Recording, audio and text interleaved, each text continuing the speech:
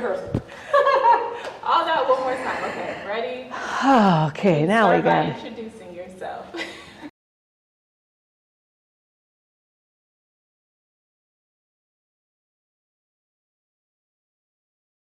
I'm Theresa Daniel. I'm your Dallas County Commissioner for District 1, which is primarily the eastern part of Dallas County.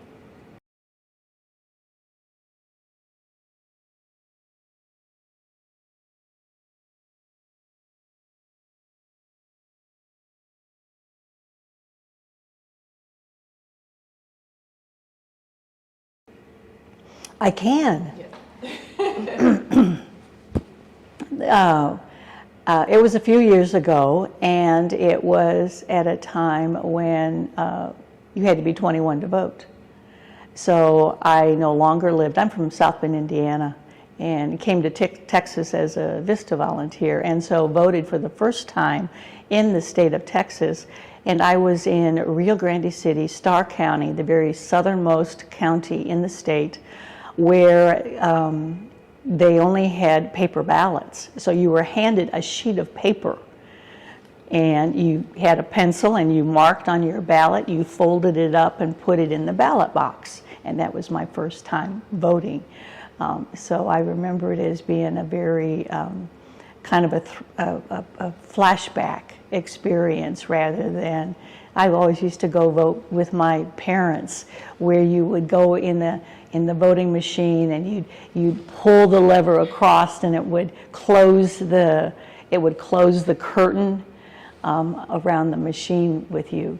But it was, so that was the first time I voted. And since then I think voted at every opportunity I could, because I think that is so important. That is our civic voice, that is our voice as a resident, as a citizen, as a visitor within the variety of jurisdictions.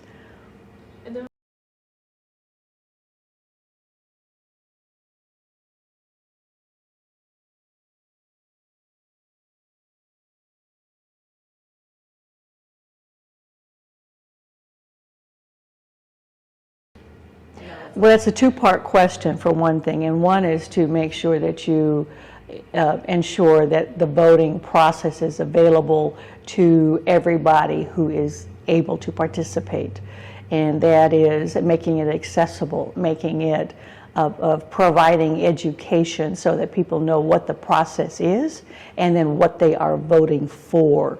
And so we spend a lot of time on those two parts of it. Working with the elections department on making sure that they have the equipment that they need, making sure that they have the staff that they need, and then the resources because they're the entity that probably has the largest number of temporary employees, which then gets into an HR and a payroll situation. But paying attention to those things to ensure that in fact everybody has access and has a better idea about what they are voting for. Women's right to vote and women voting obviously then gets into the following the history of the role of women in the United States and the world. 1920, getting the right to vote, and all that meant, and not only that they physically then could go in and vote, but what that meant as far as the equity issue of all people would be then on the same plane of sharing in that particular right, and that experience of expressing their opinion, sharing their opinion, making sure that their opinion is registered. There are still a lot of education that must be that we go through, in the respect that some women not feeling that either that it's not important for them, or they don't have a place there, or that that's someone else's job, but conveying the importance of everybody, your particular views, your particular opinions, your particular experiences being expressed through your right to vote.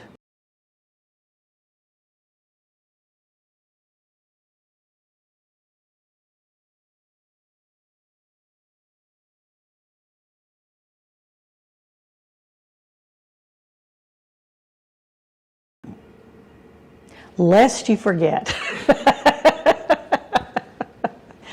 Women's History Month is, I guess, it's a continual admission that as many efforts that there have been, as much as we have done for the number of years that we have done it, that we still have to pay attention to monitor, to be aware, to make sure that we're involved in the discussion about the equality of all people within the United States, keeping in mind people are coming from different places with different skills and talents, with different concerns, different experiences, different hurts, and to attempt to have everyone's having an equal voice in where we are and what we're working on, what we're doing, where are we headed, and why are we headed there, who needs to be there. In putting together any meetings that either I put together or participate in, it's always looking at what is the topic, what are we trying to do here, who needs to be here to be a part of this conversation, and to make sure that they are there. So it's paying attention and it's a way of life. It isn't something that you ever let slide. We live in a very busy world, which is the good news. But by all of us working together, by all of us pulling in the same direction, by all of us looking at what are our goals, what are our aspirations of working towards those, but doing a concerted effort. As I said, we do nothing by ourselves, and we're not done yet.